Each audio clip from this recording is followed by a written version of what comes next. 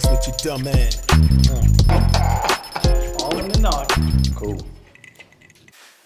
Welcome to another episode of the grand, incredible, so good it's fucking edible Beats, Bars, and Bourbon podcast, also known as the Squad Cast, baby. AKA the Bourbon Boyz. AKA the Bourbon Boyz. You know who it is already, man. I got my man right here. Introduce yourself, brother. Steve O, AKA Rollo Wonder. Got you your already boy, know what it is. Got your boy B Bowles, the overlord of fresh, you understand? And your man O Double bringing the trouble. Here we go again for another episode. Yo, listen, man, I know we've been away for a minute. We've been having a lot going on in life, man, as everybody has. But, you know, we back and better than ever, man. You know how it is. So we're going to let y'all know what we've been going through in these last couple weeks or month or whatever it's been since we have last talked to y'all.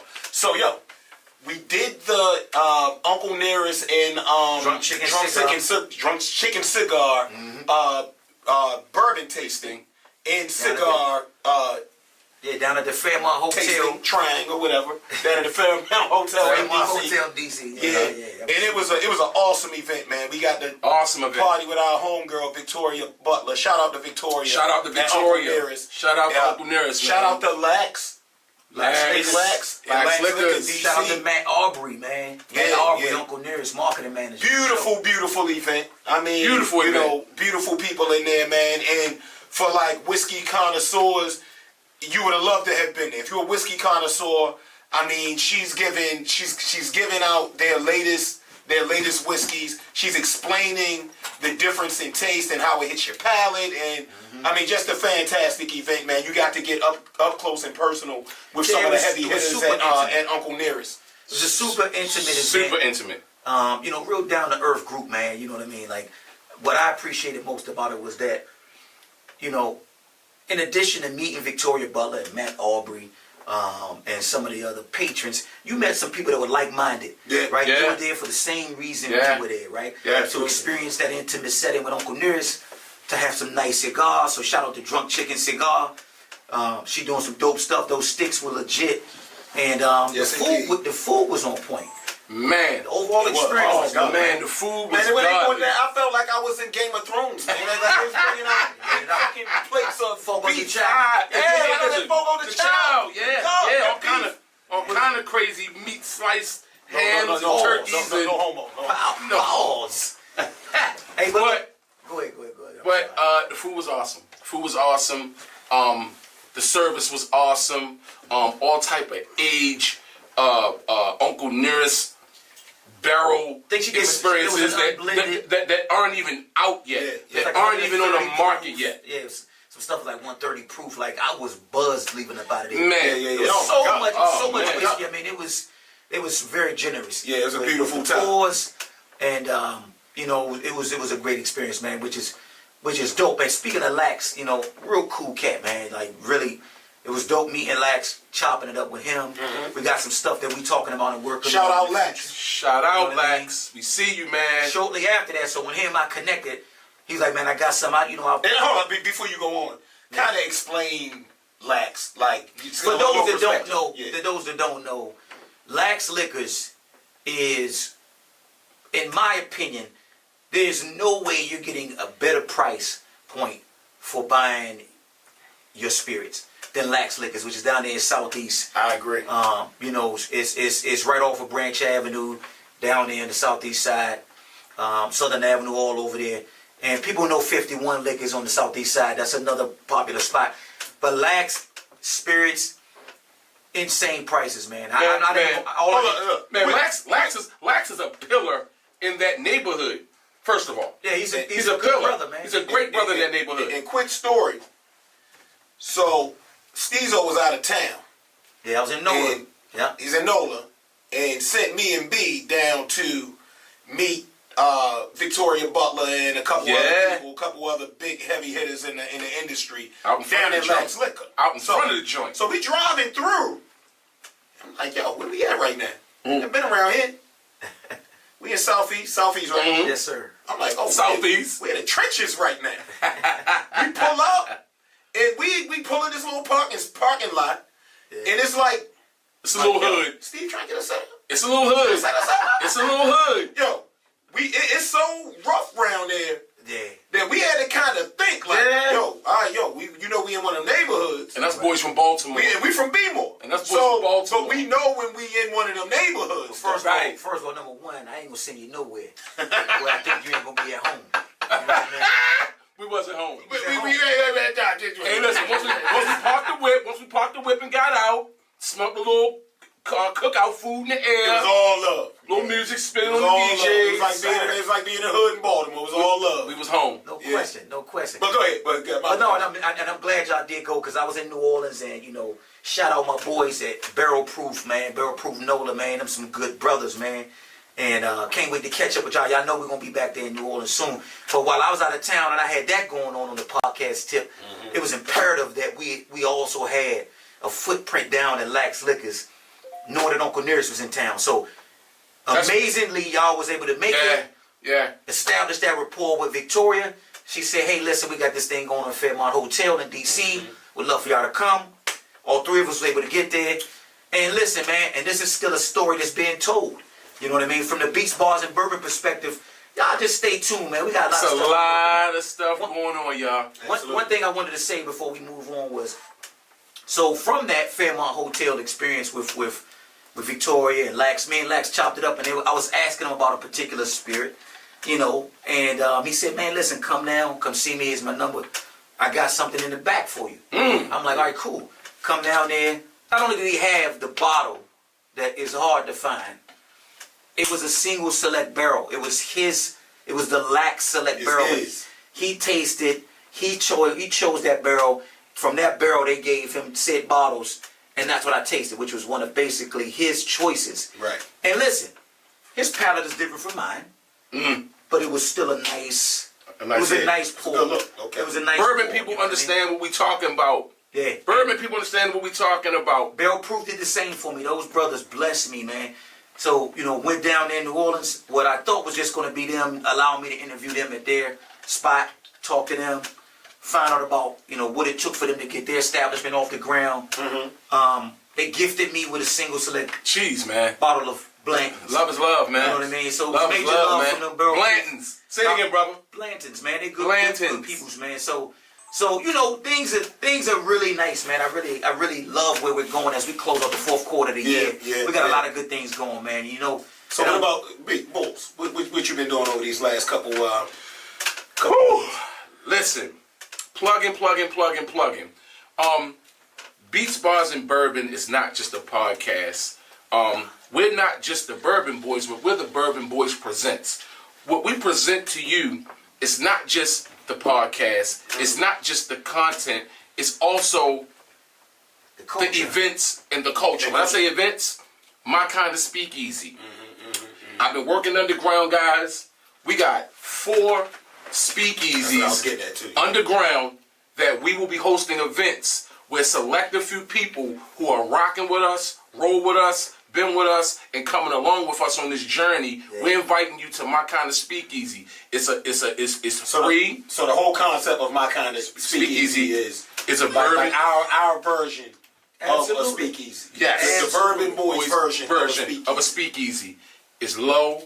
We got pool. We got bourbon. We got cigar smokes. It's a speakeasy for a reason. Okay, speakeasy for a reason. My Kind of Speakeasy. Don't give too much away. Y'all know who you are. And you know who you are. You know the selected few will be rocking out with us. For sure.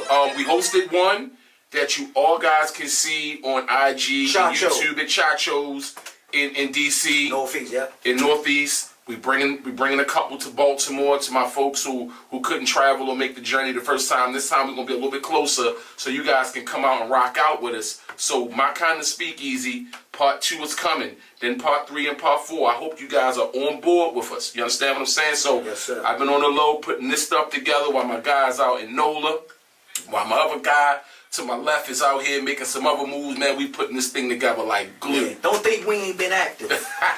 Don't. We've been super active. Because November the 18th. 18th is coming. We'll get into that. But, okay. But there's been a more pressing topic that's dominated the internet waves and media in general. Yeah. And his name rhyme with Say. Okay. Formerly known as Kanye West. Yeah. You know what I'm saying? Yeah. Kanye, fellas, listen. Honestly, I don't even know where to begin with this topic. With all I can say is, where do y'all want to start? Do we start with? It's a big bag. Do we go back to when his Twitter? Matter of fact, it wasn't even Twitter. It was his Instagram posts, and I won't call them rants. It was his Instagram post, which felt like it was leading up to something bigger. At least from my interpretation of him, what he was talking about. Mm-hmm. There was obvious frustration with a number of things with Kanye, what he was dealing with. But first, let me say this much. Fashion icon. Music icon. Mogul. Right? Mogul. Billionaire. Resume is what it is. Right? Mm-hmm. Controversial, provocative, all of that too. You can put all of that next to his name. Mm-hmm. But beside his name, you better say billionaire. Right? And he's adamant about people saying that. Now you got all these posts about him saying, oh, he ain't a billionaire no more. Like Adidas made him a billionaire. We don't even want to talk. We can get into all this other shit. We want to get into some shit. But I just want to start by giving him his propers. Because this disease earned that. Yes. Now, as it relates to his comments that led to him getting blocked. He earned everything. He earned his props and he earned the backlash. Yeah, he earned the backlash as well. He earned the backlash. So he earned everywhere. And listen, I understand that this is one of the few situations to where there's actually more than two sides to the story. It's probably four. It's probably, listen, tell it from social media, tell it from the temperature and the vibe from what we're getting out there in the world. It's probably four sides. It's not one or two. It's probably four. So you got Kanye's version. You have, let's say, Black America's version. I mean, we got to call it for what it is. Yeah. And when I say Black America, I'm talking about from the perspective of, hey, did you have to drag? Let's say this. He made several incendiary comments. In some people's perspective, depending on where you come from, incendiary may be the word. But he made first some incendiary comments about George Floyd in the black community, and then he caught some backlash from the black community. And then after that, he while he was still on his media run, he made some more comments about the Jewish community. Yeah. Probably the biggest one was when he said, DEFCON 3. I'm going DEFCON 3 this morning on Jews. Yeah, on Jews. Right. So he made those comments. Which by definition, incredible backlash from those comments. By definition, it could be perceived as hostile and, prejudice towards the Jewish community, which by definition I believe is what anti-Semitic means. Yes. So you got that. You got the, I said this about George Floyd. I haven't even seen the Tucker Carlson interview. I don't want to watch it. Yeah, I haven't even. I heard sound bites from it. I prefer not to. I don't like Tucker Carlson. I think, honestly, guys, I'm going to be honest with you. If we're in tune into social media, some of us start to take on feelings and attitudes. So as the Bourbon Boyz present this right here, we won't come from a feeling or attitude. We're just going to come from a brainwave. Let's go with a brainwave. That's what it is. Because in one sense, there's a side and sense that Kanye is a modern day hero. Let's understand. You don't have to speak any further on that. We understand that there's certainly a following in that lane. Let's totally understand that this man that some of us call crazy or need his meds or need to be, contained, this is the same guy who gave Quentin Tarantino the idea for Django. The movie idea for Django. But Brandon, what I'll say is this. So okay, we can talk all day about his genius, right? And him as a talent. Right. This is less about him as a talent, and more about trying to understand him as a visionary. I'm trying to be unbiased and objective. Right. Right. I'm from the perspective that was it necessary to bring into the fold when he was on the Drink Champs how I watched that Candace Owens documentary, which was a plug in my opinion, and you speak to George Floyd being high on fentanyl, and the cop really didn't have his knee in his neck like that. Let's talk, baby. So my thing is, why bring that into the fold? Maybe because his whole argument towards the people in charge who are on top of all of this, who control all of this, maybe he wanted to act like them at one moment to give you a feeling. Yeah, hit him with the fentanyl, because that's what they do in stories. That's what they do on social media. But let me... Let me finish. Go ahead. This is what they do. And we as black people, we have listened, we have watched, we have believed. At what point do we say this man might have been playing devil's advocate to show you this is what's been done? Okay, so that's that's been done along. So your point is devil's advocate potentially. Oh, what you getting at? All right, like, look, I'm not with all of this Kanye talking in fucking circles, and then expect everybody to understand what the fuck he's talking about. like, no, you a grown ass man. If you're gonna articulate a point, articulate the point well to where people understand you. Because if you don't, the same way I did with my daughter, if you don't properly articulate what you're saying, how do you expect me to understand what you're saying? And said basically that George Floyd was not killed by Derek Chauvin's knee on his neck that everybody watched for 9 minutes or however long it was. But he basically came out and said that.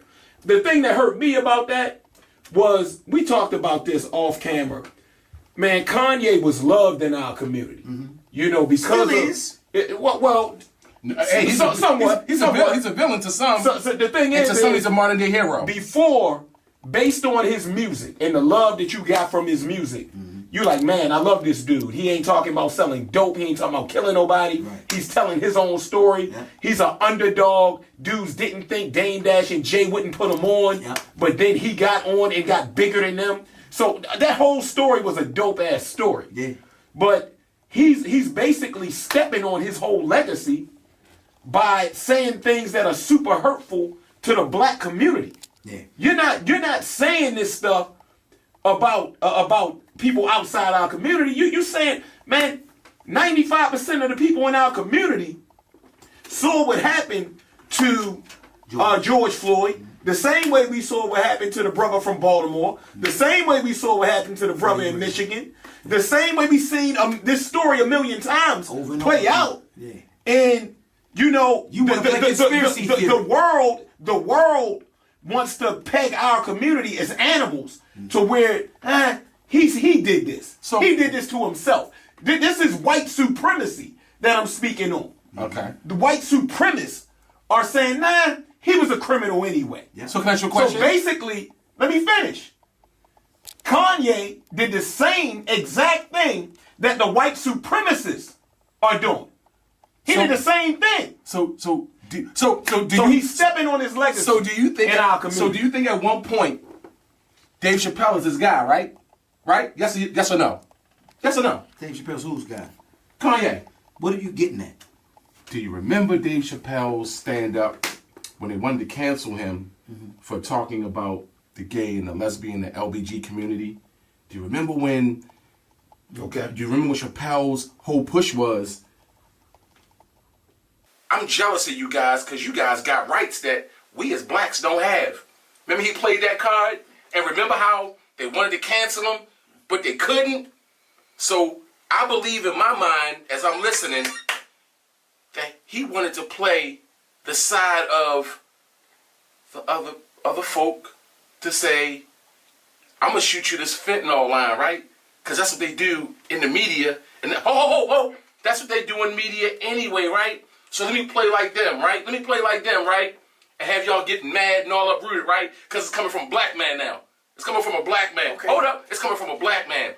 So I'm going to play like them and get y'all all uprooted to make y'all think and feel, am I really the villain? Or am I really telling y'all the story that they tell? We don't play like that. Yeah. So let me say. No, real quick. I'm just saying. I'm going to let you go, Steve.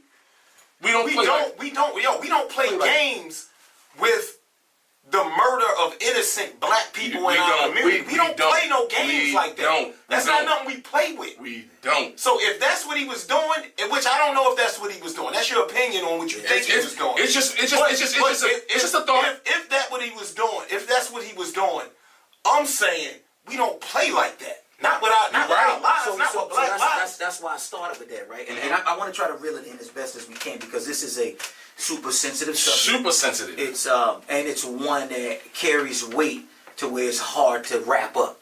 But what I'll say is, you know, Kanye West is either getting what he wants or getting what he deserves at this point. I know he got out of Balenciaga. I know he got out of Gap. I know he got out of Adidas. He got out of Def Jam. He got all that. Now, but now let's say this though. My thing with the whole Adidas thing, which is the biggest money loss, right, is that it ain't even really a money loss. He's going to redo, and he's going to reformat what he's doing with Yeezy. Adidas going to take a bigger loss from him leaving than he's going to. So why on social media? Why on social media is the narrative we dropped him? That's the narrative, and it's going to be there because Adidas is a bigger brand. And they're getting it out in front of the story. That's what companies So listen to this though. So we got guys dropping from Donda, Donda Sports. All that being said, we got Jaylen Brown. We got Aaron Donaldson dropping from. We get all that. Yeah, we understand Donda Sports and the impacts of the backlash of his anti-Semitic, and then what led to the level of backlash is that he also, to a lot of people, Brandon, to most black people, alienated the black community with the George Floyd controversy. Well, maybe his sacrifice. It don't matter. Hold up, bro. No, bro. Maybe I'll let you talk for like 20. Let me get this off real quick. Go ahead. However you perceive it to be, let's talk the numbers. Numbers are that the overwhelming majority of black people disagree with how he handled the George Floyd comments. Okay. And he hasn't doubled down. I give him that. But he also hasn't clarified his statements. So back to Ose's earlier point about him speaking in circles, not clarifying his statements. Yo, throw the black community a bone when it comes to something like that, because he sure threw one to the Jewish community. Absolutely. He met with Friedman, right? And he was Jewish, and did a 2.5-hour interview. And I watched the whole interview, not 20 minutes of it, not 2 minutes, 2 hours and 26 minutes. I watched the whole thing, and I watched him go through those wavelengths of Kanye. Even when Algorithm master, yo. Even when he clerked for a minute and he brought it back. Because the guy that was interviewing him did an amazing job. I got to give some his props. I think everybody did an amazing job with him, even Nori. That was a trash interview. It was garbage, and I'm going to call it for what it is. And I hope that that's a soundbite. Okay? You get up the next day, you go to the Breakfast Club, you apologize for it, and you blame why you didn't do your job as a journalist because you were inebriated, but in the same sentence said you were a journalist. Unacceptable. What happened? Because you failed, I had no problem with Kanye being on the show. My problem was that you didn't take that opportunity to have real intellectual dialogue with that brother about something that was super serious. Maybe both of these brothers sacrificed themselves. Maybe. All right, man. Everybody's sacrificial lamb, man. I'm not going to see. What did Nori sacrifice? First of all, what we're going to do is we're going to get out our feelings. Who's in their feelings? We're going to get out our feelings about everything. What are you talking about? Let's get out our feelings. I just think it's 3 points of view. I said 4. What's the fourth? What's the fourth? The fourth I dimension?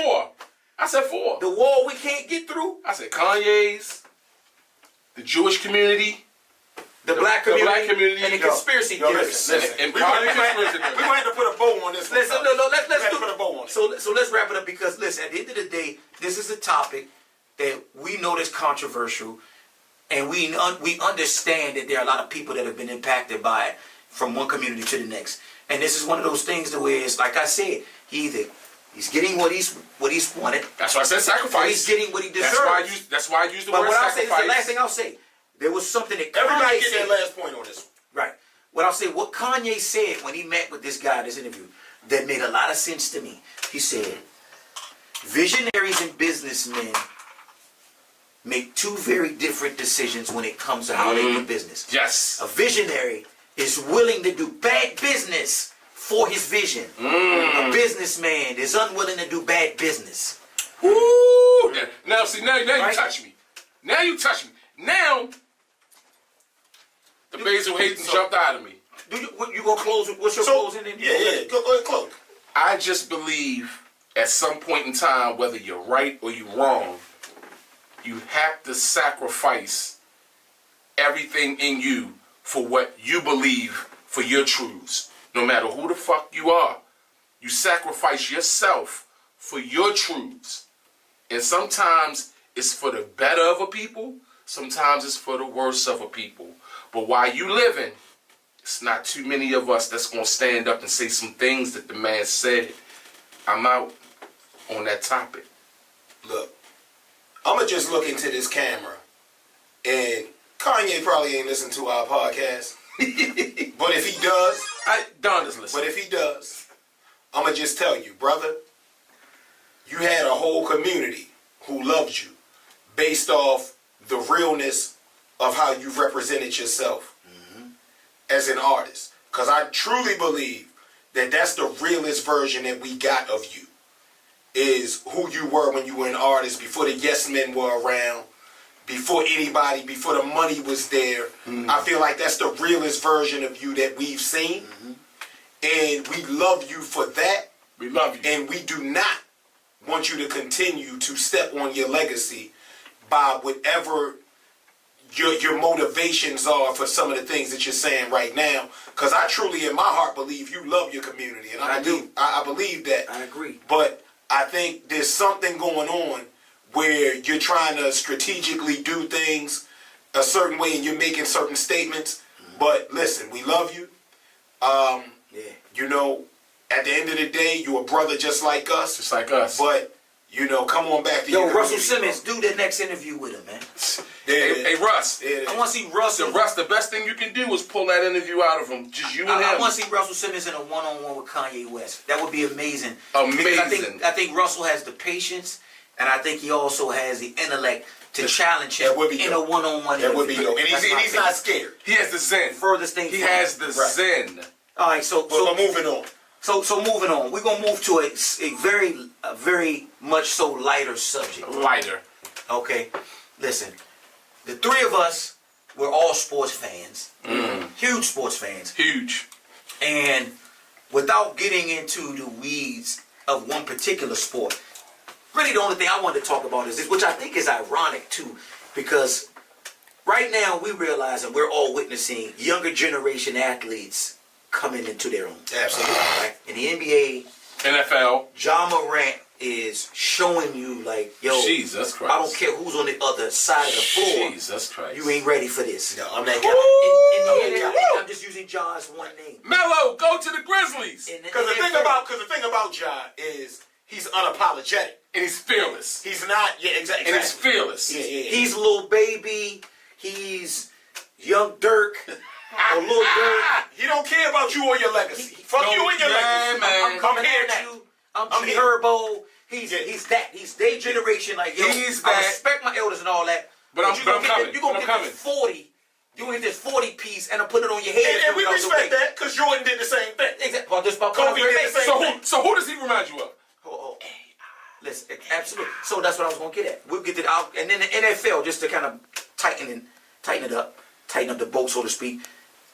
Tom Brady and Aaron Rodgers and Matt Ryan, they're on their way out. Listen. You understand what I'm saying? Listen, the NFL, they Josh Allen, Lamar Jackson, Patrick Mahomes. They're taking over. Jalen Hurts. The young boys is taking over. Absolutely. You know what I'm saying? Like they're Father winning Time. games, man. Father Time. Mitchell Trubisky beat Tom Brady the other day. Father Time. Mitchell Trubisky. Father Time has a way of talking to you without talking to you. Isn't it crazy? Let's think back. Remember because we grew up watching Joe Montana.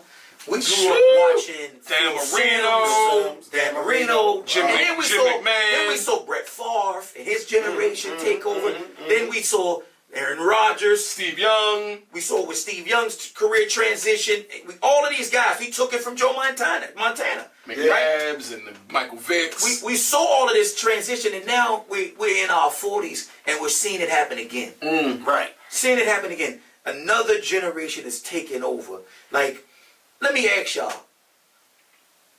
With everything that's been accomplished by these guys that are in the league right now, the old heads, the Tom Brady's, the Aaron Rodgers. You call them the old heads. Because that's what they are. Brady's our age. Brady's 45. Brady's in the midst of a divorce. Hey, bro. He's going through real life things right now. I never I'm never one to backtrack. I didn't get a chance to say it, but guys, let's say the greatest leaders in the world are always affected by a what? A woman. What'd you say? I ain't saying nothing. We spoke of Kanye earlier, a woman. Now we back at Brady, what? A woman. Hey, yo, it's tough. We love y'all ladies, but Women have power. y'all motherfuckers got all the power. I think it's more of a compliment to women to say that. It's a compliment. Yeah, I think it's a compliment. and Tom Brady is declining because he's stressed out over his relationship. But real quick on that though, I'll be honest with you. I kind of side with Giselle in this. Yeah, he should have fucking gave it up. Here's He why. got another ring. Sit down. Here's why. He's been in the league. Tom Brady's 45 years old. Throwing ducks I'm pretty now. sure she's been with him for a while now, since he's been 30 something. And the thing is I'm pretty sure they've had conversations like, bro, eventually you got to get out of this. You're not gonna see your kids growing up. You're gonna miss their soccer games. You're gonna miss this. You're gonna miss that. Like, so we gonna need you to retire at a certain age. Tom Brady is a lifer. The thing is, what I always say about Brady is a supermodel face with an ugly coach's mind. That's what he is. You're right, though. He's a supermodel face. He's a football but he's player. Bill Belichick inside. He's a fucking ugly dude with an ugly, dirty hoodie. Hey, listen. Hey, yo, that's funny as shit. No, listen. No homo. Brady's a handsome guy, man. You ain't gotta say no homo. No, but he's starting to look like a little old and like depressed, I think it's sunken in. I think it's just throws the ain't stress good. of the It's the whole- stress. Shut up, Brandon. I'm You sound keeping like a it real fucking Baltimore Raven right I'm keeping it funky. You've been mad at Tom Brady for I'm years. keeping it funky in a pair of sweat socks. You've been mad at Tom Brady for years. No, I haven't, because he's a winner. And you a know fucking what? winner. And most importantly, he has been giving Lamar his props. Oh, Brady's a solid guy. Everybody Super loves Brady. solid. All the But it's the time. folks that we fuck with in the league. But it's time. It's time. So what I'm getting at is this though. What are your thoughts? Now we talked about the guys that are on their way out. What are your thoughts on the young guys that are taking over? Is it a baton passing or is it a snatching? It's a fucking snatch. It's never a baton. It's never a baton. It's never a baton. Kareem Give me that. Abdul-Jabbar did not pass a baton. No. And the show Magic Johnson did not pass a baton. He kind of did. Michael Jordan. He kind of did. No. Yo, He at that Olympic game, He admitted that he was no But Mike longer. took it. He admitted he was no longer good enough. At that Olympic game, Wait. Listen, if you watch the Dream Team joint, I watched it. yo, Magic said he was on the bench right there with Larry Bird and say, hey, Larry, I'm sorry. It's a new sheriff in town. Now, look, But he already took the badge. That's what I'm about to say. He already took the badge. He snatched the badge off that fucking. Give me that motherfucking badge. He's took the town. So It's my town. It's never given. Alpha males don't give nobody shit. Nothing. So I was salty as shit when MJ went to the Wizards and Kobe was kind of busting his ass. wasn't. I was mad. when he gave him a double nickel. I was mad. He should Yeah, I have. was salty. You were I was mad. salty. You were I mad. was salty. Because you know that was MJ. And you know in MJ prime that would have never happened. I was salty. But I was salty. I digress. As fuck. And let's move on. No. The young boys, the way I see it right now in the NFL, which is what we're talking about, They snatch it. right now, They the taking young that boys shit. are taking it. And I believe, honestly, right now, from my eye, what I'm seeing, Josh Allen is that guy. So super tough. He's super just tough. that guy. So hold up. Matty Ice just got sat down. Sat down. He's a bum. Absolutely. He's a bum. Well, He's a beach bum. well, he had his day. I'll He's say a that. beach bum. He Sit had- him he had down. his day. 15 years. What I love about the He's 15 NFL is it stands for not for long. If you are not productive, that thing we talked about earlier, that media, they will come for you. They will put that noose around your neck and they will They hang gonna pull you off. And they will hang you. No, the motherfucking Sandman is coming out. The The Sandman. Sandman is coming out. So Set we him all down. They're pulling you off the stage. We're all in agreement that the younger generation Wentz a bum. is Wentz a bum. The younger generation It's is baton definitely snatching. is Baton a baton snatching. not passing it's a from the baton older snatching. generation. And you got to talk about Jalen Hurts, Dog. He's a dog. Looks good. He's a Kyler dog. Murray. Kyler Murray. Can we talk about one thing? Can we? Tua should not been able to come back. What do we feel about Tua coming back? I feel the way concussion? everybody else feels. He came back prematurely. They misdiagnosed him after that game. But he's back now. He sat out with the... I don't like it. I don't like it, though. But I don't like it's it. football. I mean, it's you football. can't forget It's that. The man's hands was like Brandon, this. you played running back in high school. Yeah. To this day, I can only imagine how many concussions you had because I got a lot of questions about how you act. Probably two. Listen. I realized one day. This is a fact. I realized one day in high school when me and a guy went head to head. And I don't know what happened after we went head to head. Right. And I was just on the bench, and my guy. And you was on the shout other out team, to John Jackson. My guy Ricky Bino. He was like, B, we need you. Wake up. And they put that sauce to my nose, and I finally woke up. A tear came from my eye, and I said, why am I still doing this? And it was be like, because I love it, and I got right back out there to tackle him. That's right. I got right back out there to tackle him. We can talk about it as warriors, as men, and that's a part of who we are. You know what I mean? You could call it what you could call it testosterone. You can call it masculinity, but what you ain't gonna never call it, ever in your life gonna call it, is us being afraid to put that shit out there when it comes to sports. Put it on the man. We soldiers, man. But you know what, man? Like, Dudes will die on the field. Tua is fine with getting back out there, putting it all on the line. He probably the one. A soldier, man. yo, he's probably the one that told him. what I was gonna say is the older guys who have done it, just give them their respect. They did it. Ronnie Lott. They did it. They earned it. They earned it. I ain't even talking about Ronnie Lott now. I'm talking He about cut the a fucking quarterback. finger off and went back in the fucking game. I'm talking about the quarterbacks who are exiting while the new ones are entering. Okay, you're right. That's that CTE again. You're right. You know what? Maybe I got It's showing its ugly head. It's either that or the basil. Thank you, Basil. Thank you, Basil. We need a basil called CTE. You need to coin that. Now, Uncle Nurse Basil. But you got Brady and them, they're exiting. Right. But let's give respect to the older cats, man. I mean, cause Let's see the next guy come along and do what Tom did. Exactly. Listen, That's all I'm saying. my thing is why don't these motherfuckers want to leave and just ride off on the top, yo? Like, No, they alpha They males. alpha guys, bro. Peyton rolled off on the top. His brother. He had no choice. Because Tom Brady throwing Tom Brady threw 43 touchdowns last year, bro. God, Peyton was throwing ducks. You know the most touchdowns Lamar Jackson ever threw? 36. I believe 36. Shit. Yeah, 36 in his MVP year. Statistician Tom threw 43 last year. And 44. 45 and shit. 45? Right? Something like yeah, that. 44. 44 last year. He had 43. Lamar Why Jackson was he is tired? 25 years old. Right. Damn! So look. We can talk all day about this one. Right. Yeah. We can talk all day. But O'Shea, you wanted to talk about something. Both of you actually. Yeah. And it had a lot to do with the fact that Brandon, you kind of alluded to the drill music and its impact. Woo, now I'm getting there. You spoke Let's to cook. rappers and how they perceive they are as entertainers in 2022.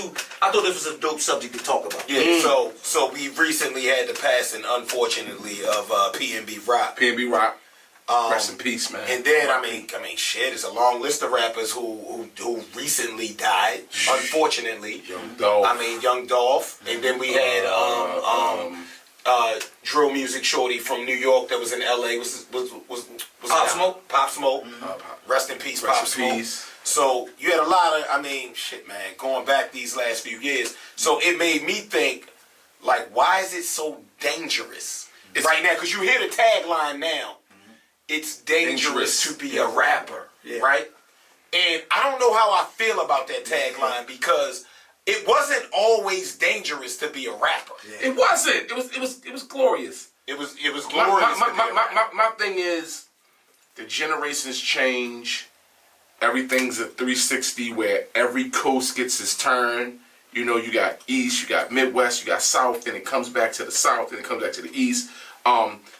Funny enough, P. Diddy just had a interview with the Breakfast Club where he was just like kind of begging, almost like kind of crying, like for New York and the East Coast to get its sound back. So let's get back to rap. Let's get back to the music. Let's get back to boom bap. Let's stay with. Yeah, let's stay with. Why is it so dangerous to be a rapper right now?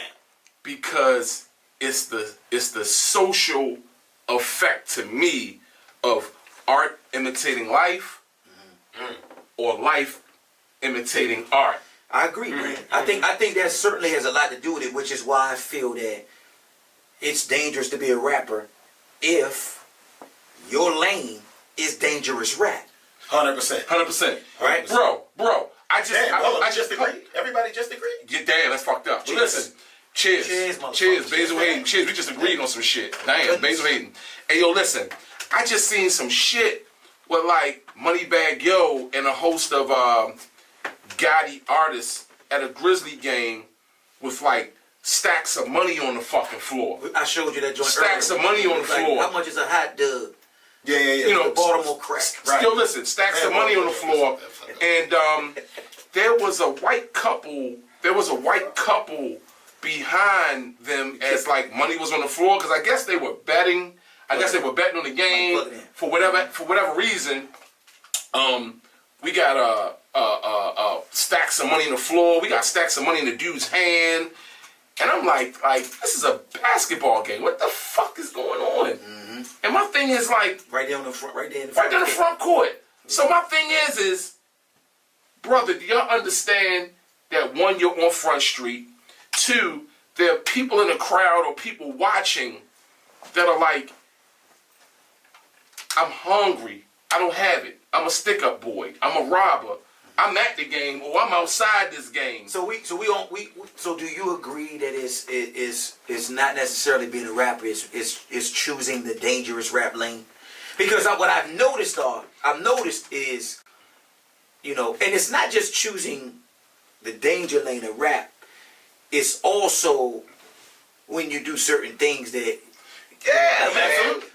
You do hot shit. Hot shit. Like Art imitating. This is the hot era. Art imitating the shit that you talk about in your raps. Well, let's think about it like this. Back in the day, right? You go back to the 80s. Dudes were getting robbed. I remember Bismarck had a big dookie rope on back in the day. The real 50 Cent. And got robbed in front of Albee Square Mall. By the real 50 Cent. So if you come in the hood with a bunch of struggling people and you got $100,000 around your neck, what you think gonna happen? Even if you're giving out turkeys and hams, you're gonna get robbed. You're gonna get robbed. Yeah. And then the other thing is not that's okay. It ain't okay, but what I'm saying, but it's real. And then also back in the day, MCs, or even if you take MCs now, because like you look at a J. Cole or Kendrick Lamar, man, they generally ain't walking around with jewelry on anyway, bro. Right? Some of these dudes look homeless. And then also content-wise, rules. I mean, almost like I think rapping is like drug dealing now. You gotta kind of look at it like it's a thing where back in the day they used to rob drug dealers. Mm-hmm. You know what I'm saying? Because they knew that drug dealers were the dudes and they had the most kids. Yeah, exactly. You knew drug dealers had the most the money in the community. Now so we're robbing businessmen. Now we walking them to the bank, get that money, and I ain't gonna kill you. Get the money, and I'm gonna rob you again. But see, the thing about a smart businessman though, smart businessman gonna move so low key. So low key. You ain't gotta worry about it. You ain't gonna even fucking know. But the problem is people look homeless. The rappers feel like, part of my image is to show what I have. What's that word you just used? I got my image. Right. So they so image conscious that they're like, nah, I don't even look like a rapper if I don't got this chain on. I think the young kid Simba talked about that. I love Simba, yo. He talked about. Hey, yo, shout out to Simba, yo. Hey, yo, listen. We post Simba on our IG. We post Simba on our Facebook. We post rappers that rap. Listen. We all about the culture, we all about the element, but at some point in time, we're going to break it down where we're going to talk about this right here. Yeah. We don't want y'all getting hurt. We don't want y'all getting killed because we need them fucking bars. 100%, man. We need that fucking music. We need it for enjoyment. So look, to your point, right?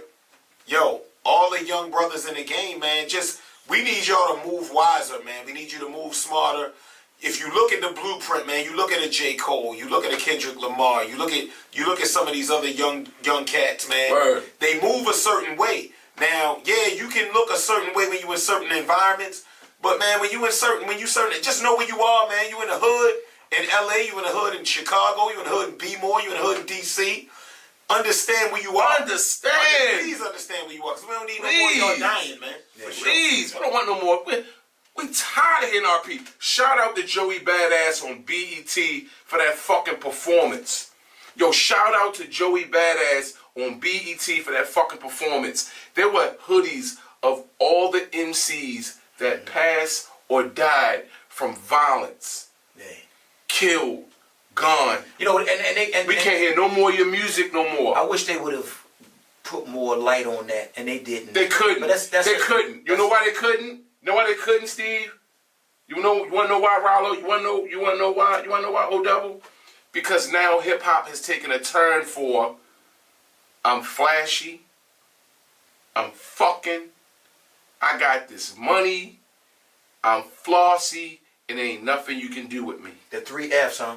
Flashy, fucking, and flossy. Who started it? Jesus Christ. That's a whole different thing. That's a whole nother segment. Jay-Z was the first rapper that made me feel like, yo, fuck my life. I'm just saying. Damn! Jay-Z made me feel like, yo, goddamn, fuck my life. What so the fuck look, am I doing out here right now? Damn. So listen, and I know we.